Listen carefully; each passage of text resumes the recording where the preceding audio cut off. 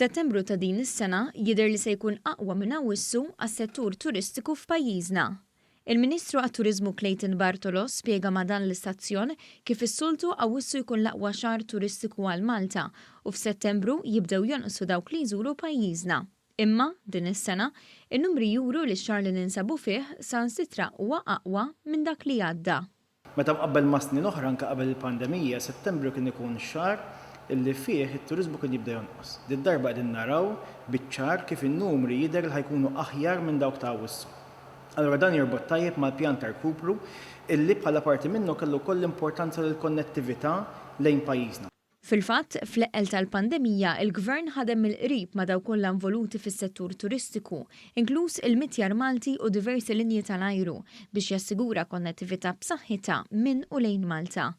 Statistika tal-Uffiċċju tal-Istatistika tal-Unjoni Ewropea, il-Eurostat, uriet kif pajjiżna kien il-ħames l-inqas fl-Unjoni Ewropea li naqqas titjiriet kummerċjali f'pandemija. L-istatistika qablet it-titjiriet li saru f'Awwissu ta' din is-sena ma' Awwissu tas-sena ta' qabel il-pandemija, jiġifieri l-2019.